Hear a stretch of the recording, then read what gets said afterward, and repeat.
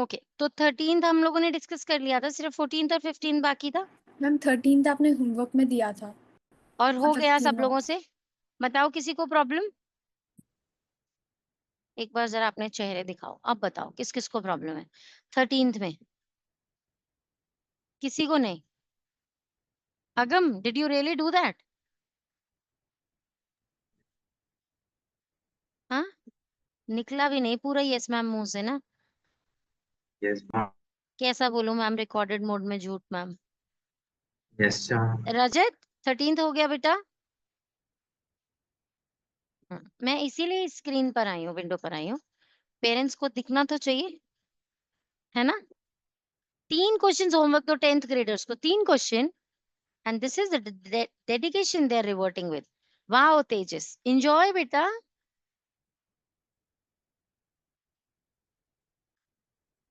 किया, 3 क्वेश्चंस दिए थे तेजस, उसमें से एक 13th भी नहीं हुआ।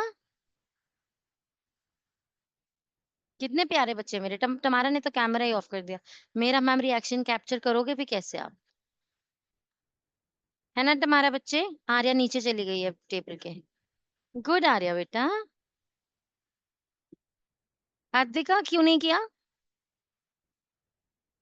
मैम मैं ये चैप्टर कर चुकी हूँ ऑलरेडी। तो फिर इसका मतलब कोई होमवर्क के साथ साथ कोप अप नहीं करोगे?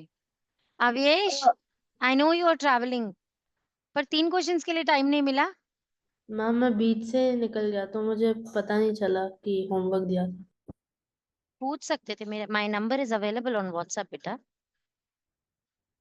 है ना, जैसा जैसा तू नीचे नीचे झुक रहा था ना, मुझे समझ में आ गया था कि तूने काम दिया था कि नहीं दिया था। एंड प्रिशा आज विदाउट इन्फॉर्मेशन गायब है ना क्लास से। और कौन एब्सेंट है आज? किसी को नाम याद आ रहा है? आर्यादित्य भी नहीं है आज क्लास में, है ना? कोई बात नहीं, अभी मैसेज लिखते हैं। अनघा, किया आपने वो 3 क्वेश्चन सॉल्व? चलो, किसी ने तो यस किया। मैंने भी किया है 13। अच्छा, तो 2 और एक इप्सा 3, और कोई? इसीलिए बोलते हैं बेटियां सियानी होती हैं। ये देखो आर्या ने भी किया है। बाकी सब बुद्धू ही है यहाँ पे। कोई बात नहीं, अभी पेरेंट्स को आज कंप्लेंट लगाती हूँ ग्रुप में, रुको तुम।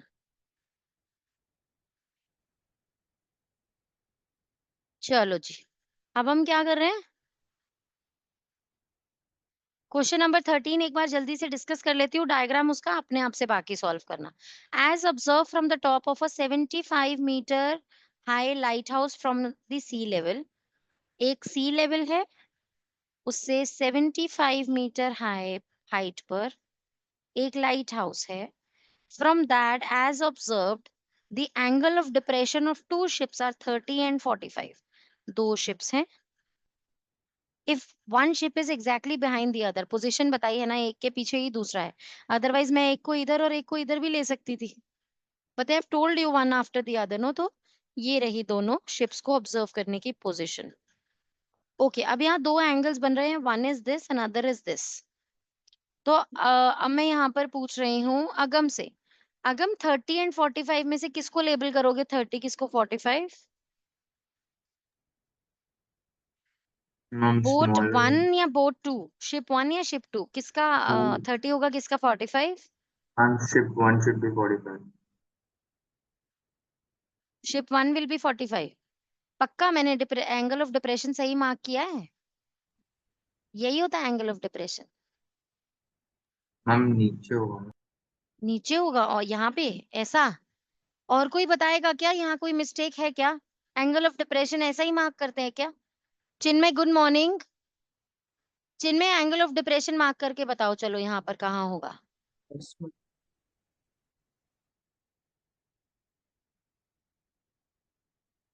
गुड चिन्मय। जैसा मैंने मार्क किया, हमेशा बच्चे जो पढ़ाई नहीं करते हैं वो यही मार्क करेंगे एंगल ऑफ डिप्रेशन। ऐसा कभी भी मार्क नहीं करना है। This is not the angle of depression. Angle of depression is always with the line of sight. पहले एक parallel to the ground line of sight draw करते हैं और वहां से ड्रॉ करेंगे आप हमेशा angle of depression. Got it और नॉट? आप बताओ तेजस, सब समझ में आई? वो तो आप पहले ही ड्रॉ कर चुके थे चिन्मय। ये पहला इधर और फिर इधर, इसको करने का क्या पर्पस है बेटा? नहीं आई बात समझ में चिन्मय? तो मैम गलती से हो गया। इस तरीके से है। अब बताओ, अब अगम बताओ, बोट 1 या बोट 2, किसका 30 किसका 45?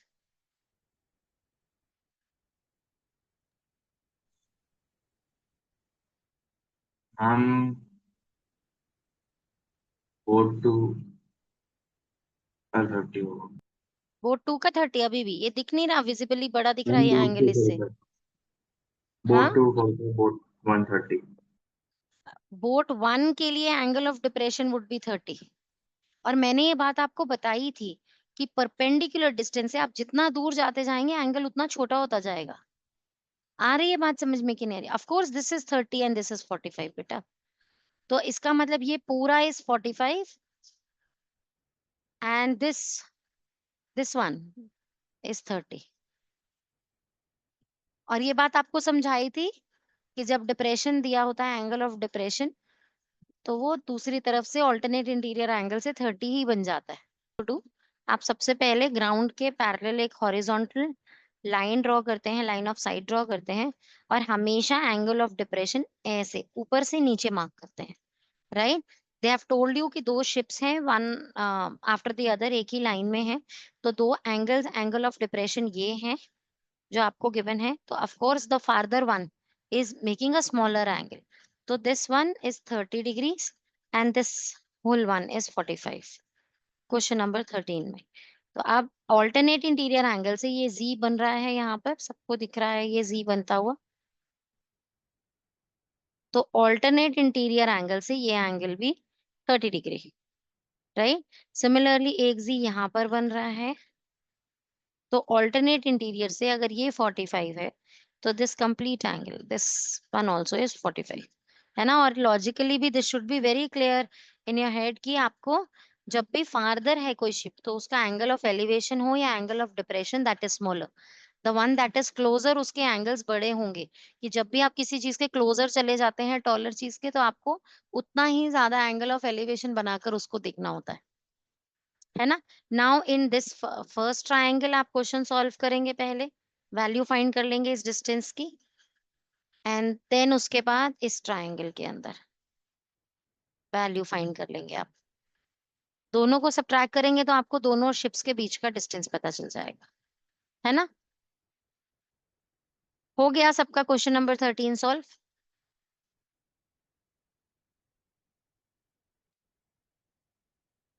चलें क्वेश्चन नंबर 14 डिस्कस करें, a very simple one. Question number 14 here says a 1.2 meter tall girl.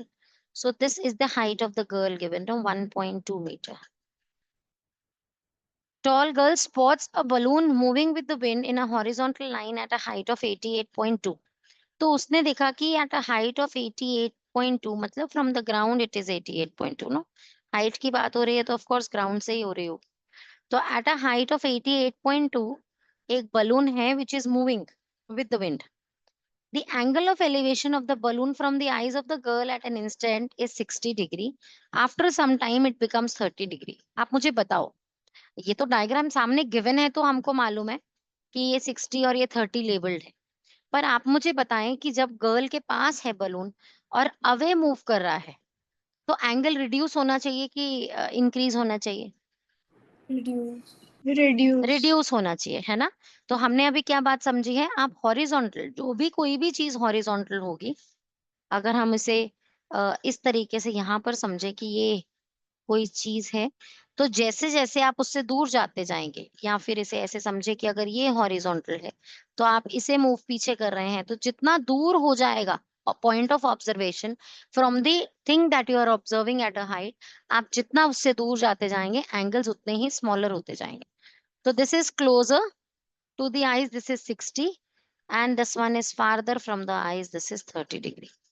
Now they're asking you here, after some time the angle of elevation reduced to 30 degree, find the distance traveled by the balloon. आपको balloon ने कितना distance travel किया है, that you need to find out. Again very simple, हम कैसे कर सकते हैं इस question को solve? First of all we'll take this triangle here,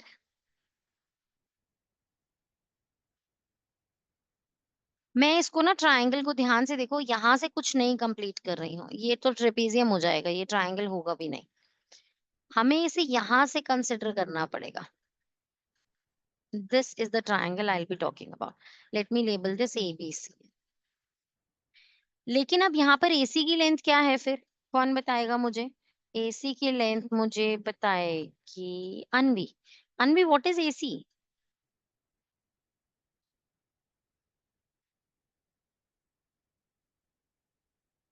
Is it 88.2?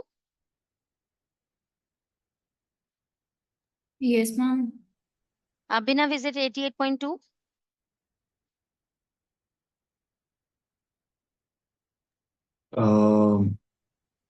I don't know, ma'am. Question It read is कर लो बेटा, 87. फिर आई डोंट नो तो। Ma'am, it is 87. Why, Avish? 87. Justify your answer. Ma'am, because the height of the girl is 1.2, so then we subtract. Absolutely right. Very good. बेटा 88.2 जो है वो balloon की height ground से थी। नीचे 1.2 तो हाइट ऑफ द गर्ल है ना। अगर आप ये ट्रायंगल कंप्लीट कर रहे हैं तो AC is not 88.2. AC is 88.2 minus 1.2. That is 87. Good, Avyesh. Very good. So this is 87. Got it, बच्चे or not? अब देखो ट्रायंगल में tan 60 डिग्री यूज करो। 87 you know, this line you can find out from here. BC आप find कर सकते हो जाएगा। अब मुझे करवाने की जरूरत है क्या? दैट्स वेरी बेसिक, कर लोगे ना? जल्दी से करो। tan 60 is equals to P by B AC upon BC। AC का वैल्यू 87 पुट करके BC के लिए वहां सॉल्व करो। tan 60 का वैल्यू क्या होता है? तुम्हारा व्हाट इज tan 60 बेटा? पीछे पेजेस टर्न करके, not fair. Ma'am, tan 60 is root 3. Good. 3 he values याद करनी है मोस्ट इंपॉर्टेंट tan में। 1/√3, 1 और √3, 1/√3 स्मॉलर है ऑफ कोर्स, वैल्यू डिनोमिनेटर में √3 है। 1 डिवाइडेड बाय 1.7 छोटा होगा देन 1.7 ऑफ कोर्स। तो that is for tan 30 degree, then tan 45 is 1 and then is tan 60। ठीक है बच्चे? तो that's √3। √3 is equals to 87 by BC। Solve कर लेना आप लोग। Okay, now what I am doing here, I am considering this triangle. Height is still 87, right or not? अब tan 30 use करके and this 87 height यूज करके आप BD, let me name it BD, ये D और इसको नाम दे देते हैं हम ABCED। So in triangle EBD अब आप BD का लेंथ फाइंड कर रहे हैं बेटा। जब आप टोटल BD में से BC सब्ट्रैक्ट कर देंगे तो आपको दोनों बलून्स में कितना डिस्टेंस है पता चल जाएगा। इसका मतलब distance travelled by the balloon पता चलेगा। That's CD। Got it everyone और नॉट? सिंपल है कि नहीं है? बिल्कुल। अनघा, समझ में नहीं आया? ये हाँ था कि नहीं था? हम समझ आ गया। सब लोग को क्लियर है ये क्या हुआ है?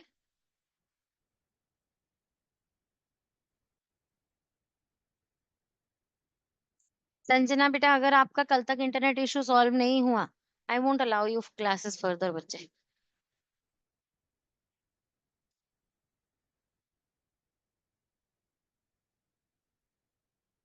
सब लोग को क्लियर है? क्वेश्चन 15 सॉल्व करें।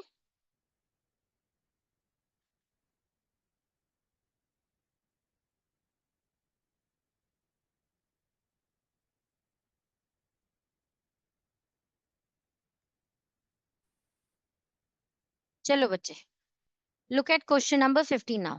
A straight highway leads to the foot of a foot of a tower, sorry. A straight highway leads to the foot of a tower. A man standing at the top of the tower observes a car at an angle. यहाँ पर a man standing here observes a car at an angle of 30 degree. ठीक है ना अगम? ये बिल्कुल question, कोई problem तो नहीं है? तेजस, अगम, आर्या, ठीक ड्रॉ किया ना मैंने? बिल्कुल।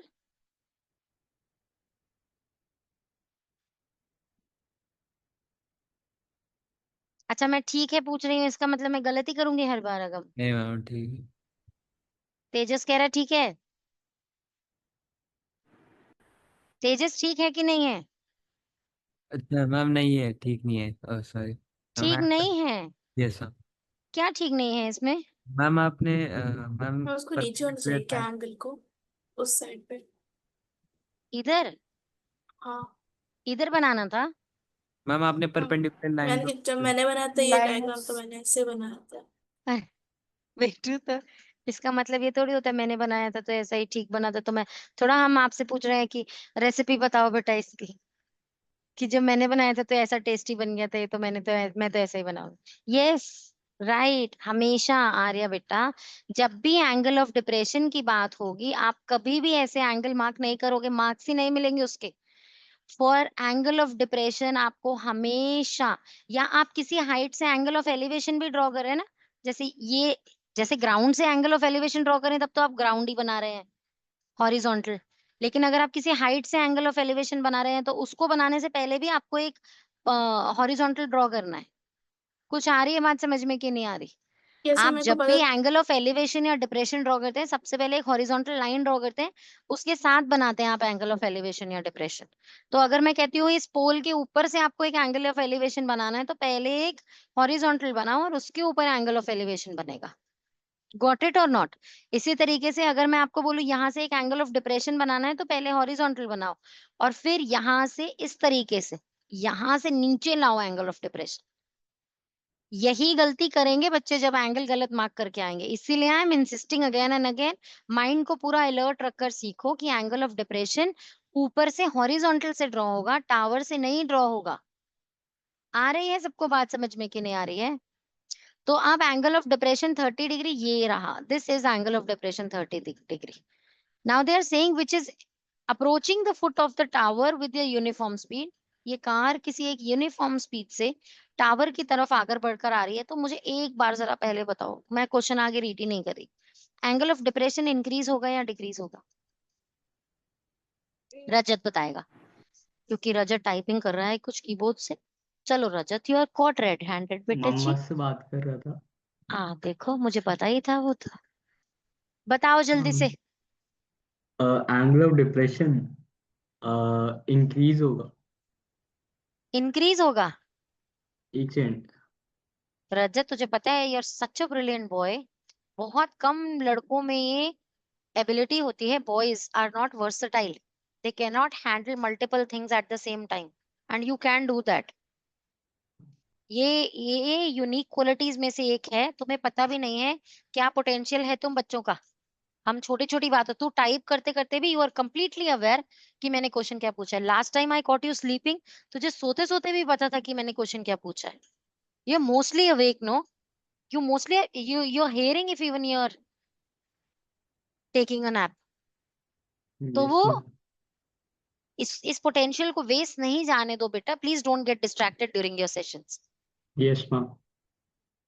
अभी इसको ऑफ कोर्स इंक्रीज होगा when you are moving closer to the perpendicular. यहां से आगे बढ़ रहे हो, एंगल बढ़ता ही जाएगा जैसे जैसे पास जाओगे उसके, स्लोली 90 हो जाएगा उससे मिलते ही, है ना? That is the concept. तो अब हम यहाँ पर क्या करने वाले हैं, they are saying 6 seconds later, यहाँ का टाइम गिवन है 6 seconds. Time is equals to 6 seconds. So 6 seconds later, the angle of depression of the car is found to be 60 degrees. ये 30 था, यहाँ पे depression 30 था, तो ये भी 30 हो गया। Now this is 45. ये angle of depression 45 हो गया। This angle here is 45. तो ये भी 45 हो गया। आ रही है ना सबको बात समझ में? रीजन क्या है? Why is this 45? Because of alternate interior angles। ठीक है। Find the time taken by the car to reach the foot of the tower. यहाँ तक पहुंचने में कितना टाइम लगेगा, यू हैव टू फाइंड हम out. 60 Ma'am, degree shouldn't it be 60? अच्छा हाँ, क्वेश्चन में 60, my bad my bad, question में 60 था ना, मैं पता नहीं भावनाओं में बह गई, मैं भूल गई एक्चुअली। मुझे रजत को डांटते डांटते मेरे को माइंड से स्लिप हो गया, सॉरी बेटा जी। चलो अभी what is this, 60 degrees, okay. So this is 60 degrees. Okay. Now find the time taken to reach the foot of the tower. यहाँ तक पहुंचने में कितना टाइम जाएगा, that you need to find out. Of course ये seconds में है तो ये भी सेकंड्स में फाइंड करना है। पहले इसका नामकरण करते हैं। जब भी अब डायग्राम लेबल करना होता है ना, मुझे अभिनव की बात याद आती है, नामकरण कर दो इसका। So this is A, B, C and D. I have done the नामकरण है। एंड नाउ व्हाट, अब हम क्या करेंगे इसका? सबसे पहले देखें, अगम मुझे बताओ बेटा। अगम कहेगा आज मुझे ही मैम ने टारगेट बना रखा है, सब कुछ मैं ही बताऊंगा आज तो क्लास में, है ना? अगम ये ट्रायंगल सिलेक्ट करके ये रेड लाइन फाइंड करते, ठीक है ना?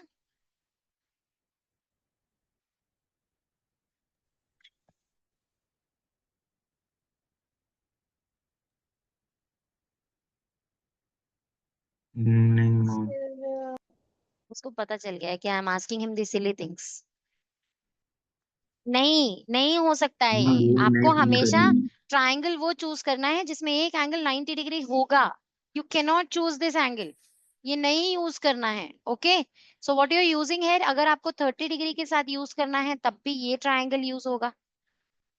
गॉट इट और not? I am trying doing the most silly things जो बच्चे एग्जाम में करके हमको आंसर शीट दे देते हैं ना, मैं वही वही सिली एक्ट्स आप लोग को यहाँ करके दिखा रही हूँ। ये रहा नेक्स्ट ट्रायंगल जो चूज किया जाएगा। आ रही है बच्चे, बात समझ में आ रही है? कौन से दो ट्रायंगल्स चूज होंगे यहाँ पे? ठीक है, पर इन दोनों से फाइंड क्या हो जाएगा लेकिन? क्या करें?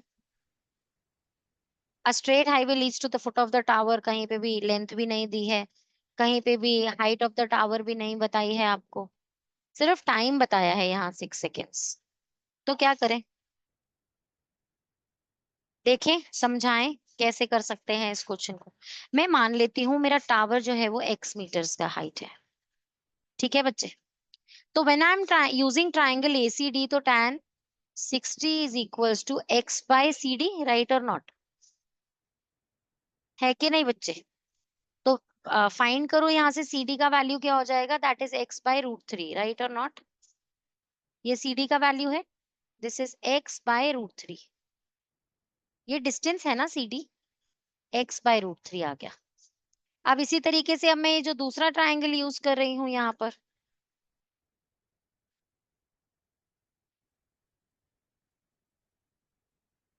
ट्राइंगल ABD,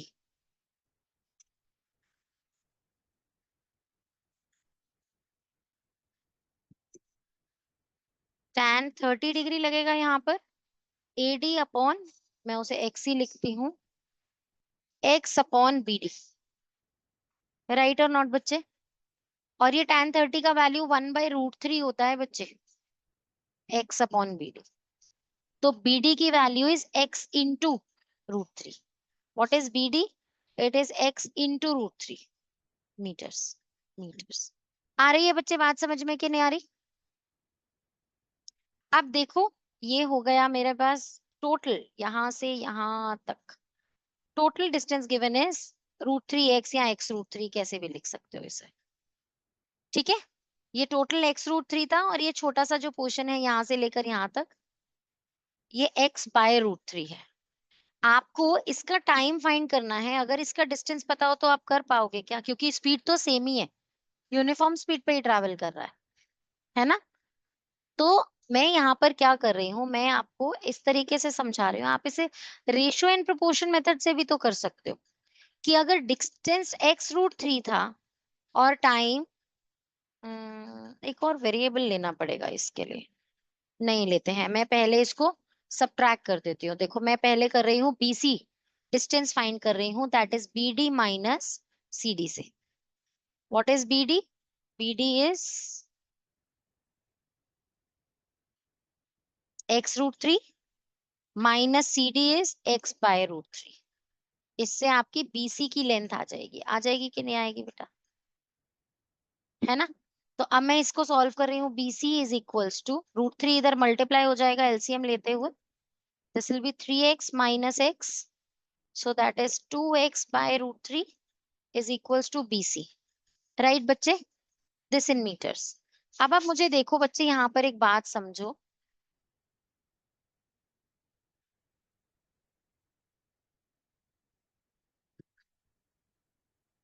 अगर मैं आपको ये बात यहाँ बता रही हूं कि डिस्टेंस जब जब 2x/√3 मीटर्स था तो टाइम लगा था 6 सेकेंड्स, राइट और नॉट?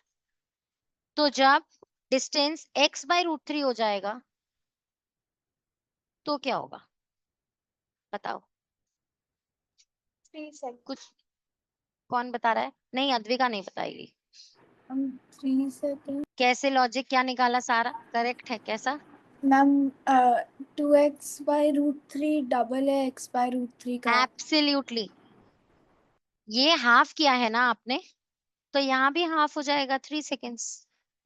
सिंपल। गॉट इट और नॉट एवरीवन? सिंपल है ना?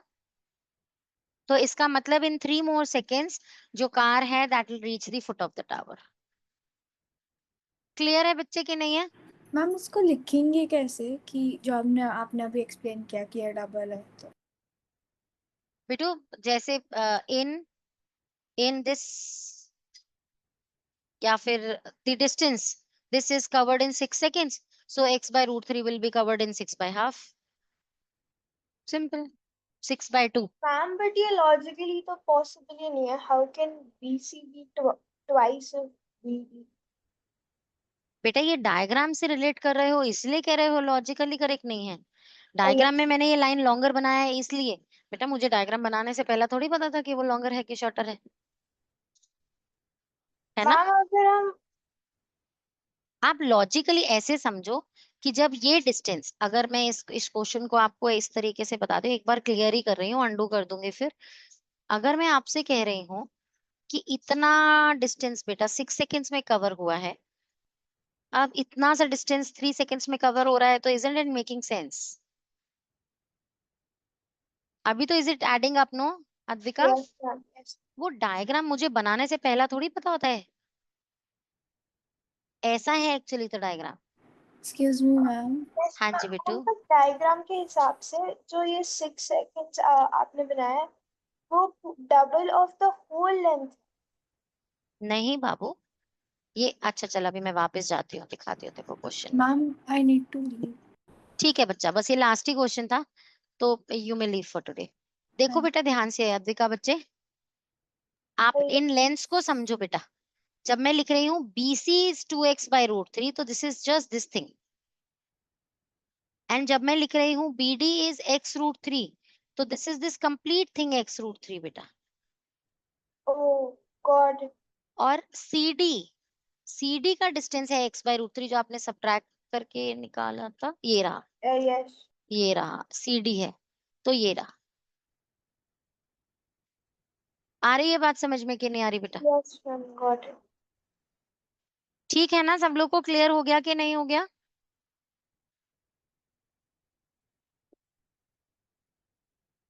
With this chapter is over बेटा जी। ये लास्ट क्वेश्चन था इस चैप्टर का।